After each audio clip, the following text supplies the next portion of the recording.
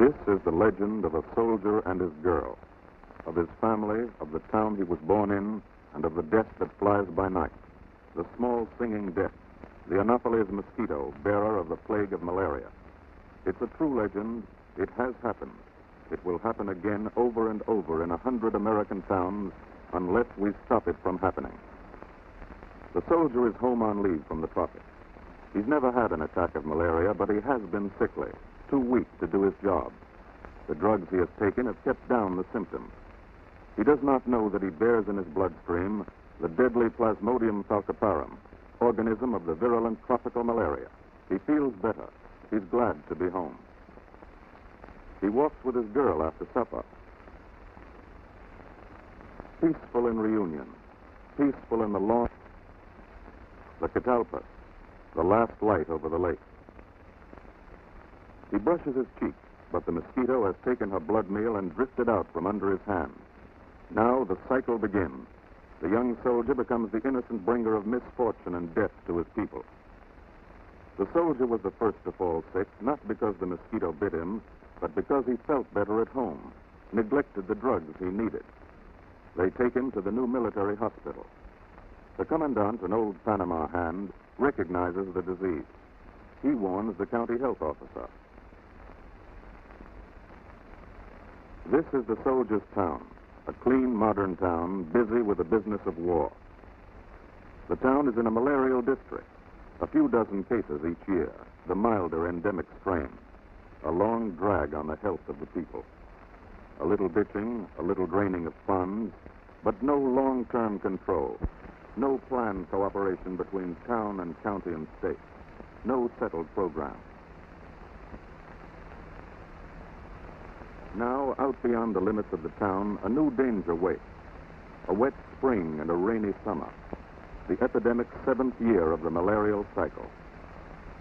In the borrow pits and lime sinks, in the ponds and swamps and impounded waters, along the stagnant creeks bordered with a growth of parrot feathers and lizard's tail and whoopiella, the Anopheles mosquitoes and the infected blood of the soldier breed together.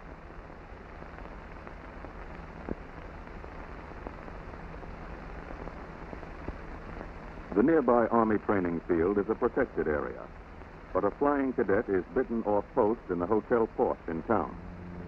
2 or 3 weeks later, the bone-shaking chills of falciparum catch him in the air.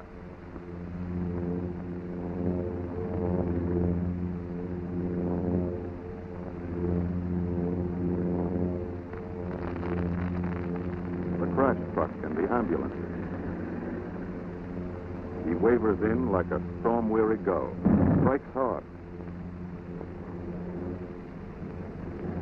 fights the plane down, rolls down the long runway in the sun.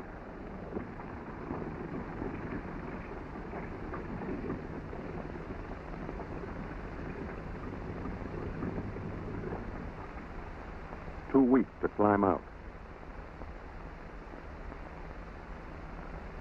The ambulance men get him down, transfer him to the military hospital.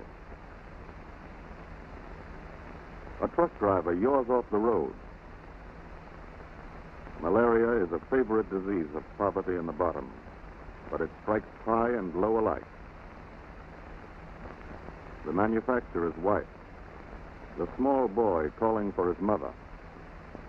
An old friend consults Dr. Hill. And Dr. Hill's 20-year demand for adequate malaria control reaches the boiling point. I ain't got any malaria. Well, we'll find out. The microscope won't lie. Chills, fever, sweat, and nausea. Tell her I'll be around this afternoon. Dr. Hill? Yes? Beautiful epizootomo type of malarial parasite. Beautiful? You mean to say I got malaria? I'm afraid so. I'll tell you, you go home and go to bed. I'll send you out some quinine, and I'll see you later.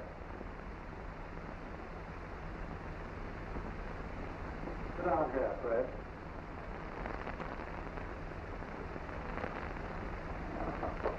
I'm going to take you home myself. Just a minute.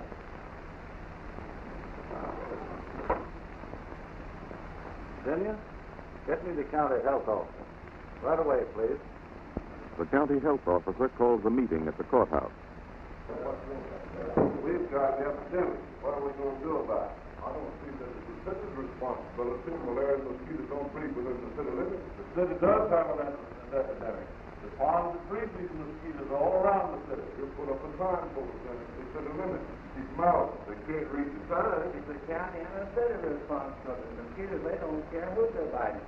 Our city has never heard on to its first springs where the health of our community was concerned. Let's pool our resources. We are cooperating with you. All the materials, such as men, trucks, oilers, that we have are at your disposal. Now we get somewhere. Fine. Let's get at it, fellas. We got a job to do. And kill out this epidemic before the epidemic kills out half of our people. The mayor goes to work on the newspaper editor with an educational campaign in mind. The State Board of Health branch reports on a series of new blood specimens. The only mosquito control agency in the district, the University Field Station. The director explains the water table, lays out a campaign to establish the main centers of Anopheles breeding. The catalpus at the lake where the soldier was bitten.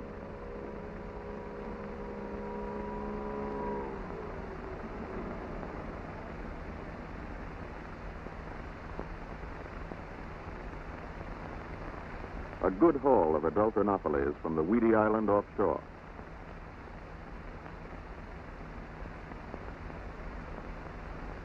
Thick blood smear and azure strain are positive, but the patient is already dead. The inspector sucks up a sleeping quad.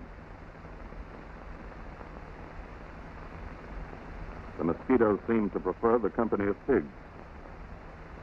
Another inspector picks them off the hay. The state malaria control engineer takes a hand in the hunt. The squirming larvae pick at mossy ponds. The epidemic moves up to a peak at the end of summer. There are many deaths. The tall magnolia has a tree hole near its base, crowded with sleeping adults. The dead Anopheles lie like fluff in the chloroform tube. The story of malaria moves into the schools. The control measures begin. In the soldier's room, the inspector finds a warped screen. A good screen might have helped to save the town from an epidemic. He opens the jet of the aerosol bomb, freon, pyrethrum, and oil of sesame, a powerful, safe insecticide. Paris green blows out over the swamp water in a shining cloud.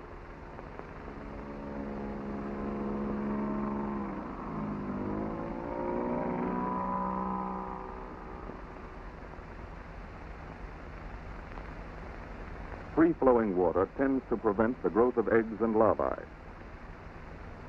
Even a fish pool needs to be dusted.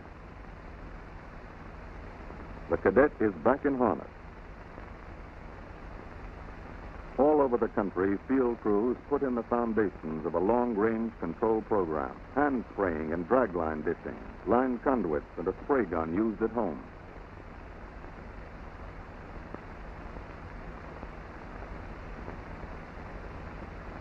The big truck blower that roars out over the lime sink. But the dead have died. The lesson is learned. The Anopheles will vanish. The epidemic will fade out in the cooler weather of autumn. The town will flourish again, and the soldier will come home to his family and his girl.